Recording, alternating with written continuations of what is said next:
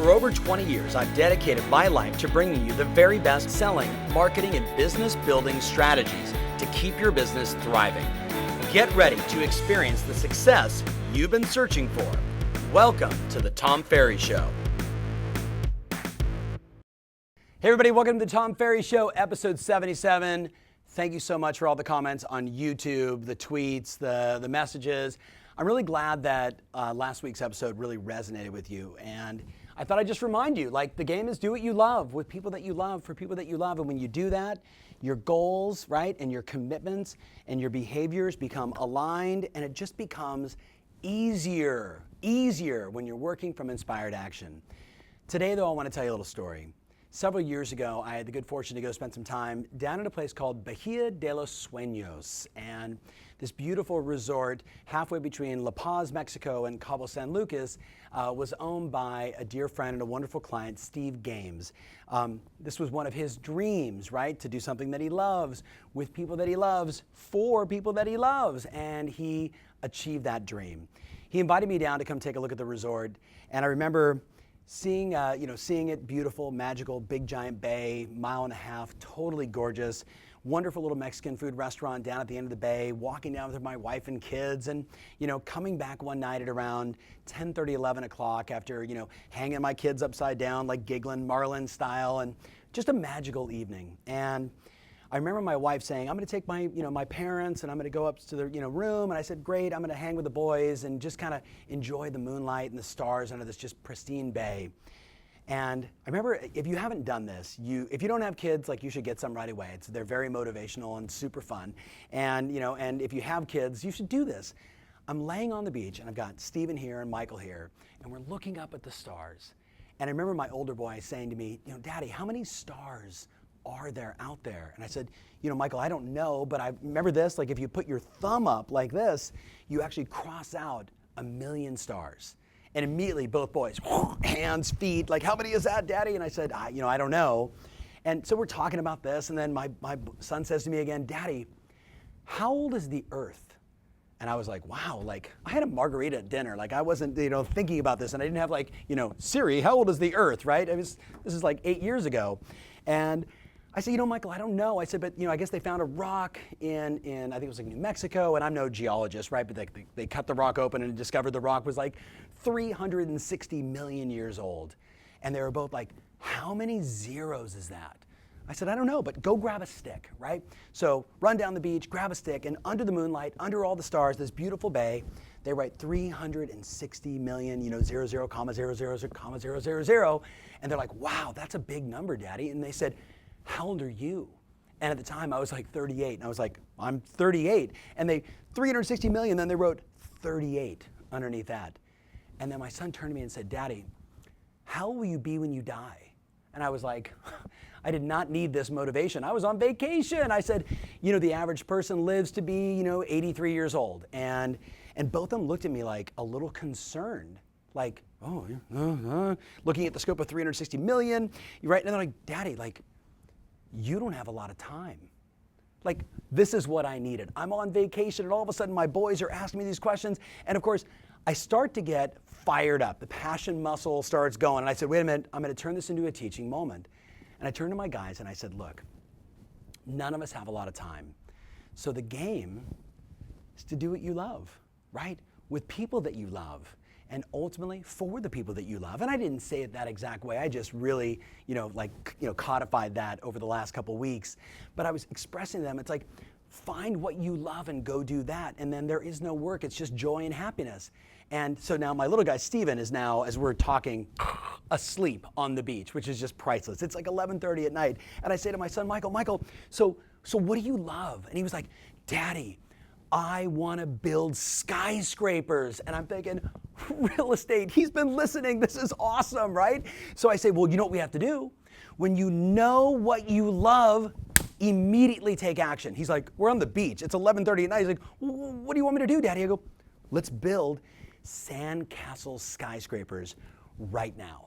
And from 11:30 until 1:30 in the morning, under the moonlight, under the stars, in this beautiful bay, we built sandcastle skyscrapers. And he's telling me, Daddy, this is the penthouse. This is where Mommy and I are going to live. And this is the basement. That's where you and Steven are going to live. And we're playing. He's like, and this is where the pool is. And I'm like, well, what are you going to sell these for? Are you going to rent them out or are you going to sell them? He's like, oh, Daddy, this one I'm going to sell for like $5. I'm like, okay. And what about the top one? Well, I own the top one. I'm like, but if you sold it, he's like, $10. I'm like, okay, we got to work on pricing, but that's good. Like he gets the numbers.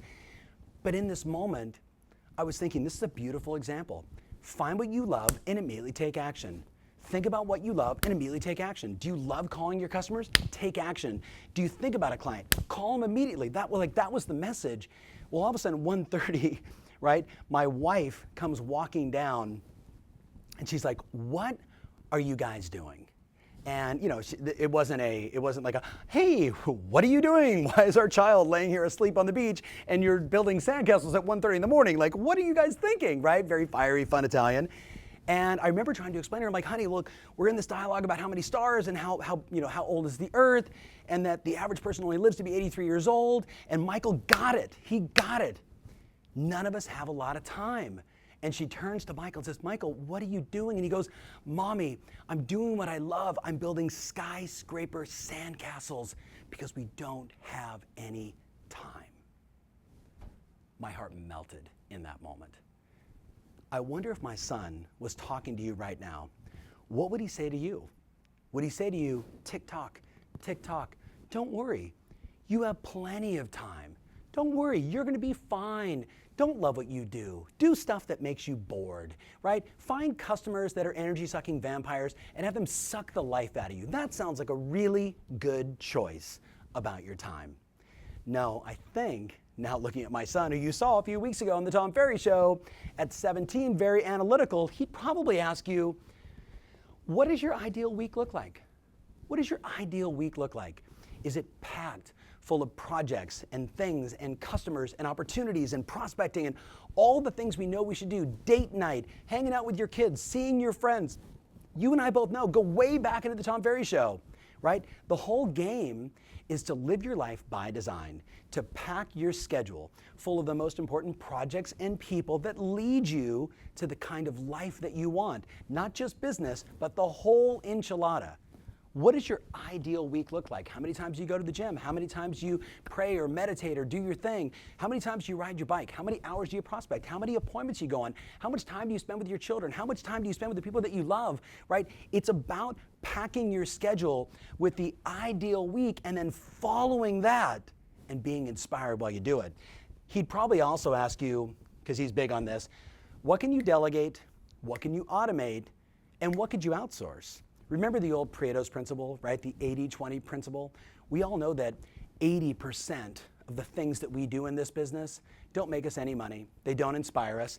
A lot of people do them because, well, we just have to, right? Because we don't think about the world that we live in today with solutions like if this then that, right? Or followup.cc and all these amazing tools that are available for free for all of us to automate, to delegate, right? Or to outsource so the minutia gets done so we spend our time on the 20%, the stuff and the people that matter most. I don't think I've done this on a Tom Ferry Show. You need to read this book. You need to read this book. I love it. It's this thin, packed full of 9 productivity tips. So you can have, see this title? Look at less doing, more living. That's what we're talking about. Wonderful book by Ari, strongly recommended. Wonderful guy. I had a great conversation with him recently talking about these principles. How do you incorporate it? I'm getting it for my entire team. I want all my coaches to read it. I want all my clients to read it because I want everybody to understand that this is the game. How do I outsource? How do I get rid of the routine, the stuff that needs to be done, but it can be outsourced, it can be automated? How do we do that in an easy, effective way so we spend more time on that 20%? And then the last one is, what adjustments must I make into my schedule to win? I would ask you as you watch this show, as soon as we're done, to look back over the last 4 or 5 weeks at your calendar, to look at the time traps, to look at where maybe you didn't have anything in your schedule and then you were just free. What did you do with that time? How productive were you? Were you maximizing your time? Were you spending your time in that 20% that matters most? Or did you get caught up in the minutia of the moment, which is so easy to do in this business? You and I both know real estate can be a black hole of minutia, stuff that needs to get done that just sucks your life and your energy away from you. We've got to take control. That's what this is about. That's what this is about. That's what this whole conversation's about. So I'd ask you, what were the time traps over the last 6 weeks? Where were you not as scheduled as you needed to be? And then I'd go back to this one and just create, how do I want my week to be? Pack it full of the right projects, prospecting, going on appointments, negotiating, taking listings, making sales, serving customers, being with your family, going to all the things you want to do. If it's not in your schedule, it doesn't get done. If it's not in your schedule, it doesn't get done. And you better have those questions that we talked about last week. How about having that in your schedule every day at 6 o'clock in the morning so you start your day with the passion muscle, getting yourself fired up on the inside, so like my son, you can do what you love with people that you love, for people that you love. Thanks so much for watching. Remember, always your strategy matters. And again, now more than ever, that passion and productivity muscle absolutely rules. Thanks for watching. If you love what you're seeing here, then click the button below to join our online community absolutely free. Thanks so much.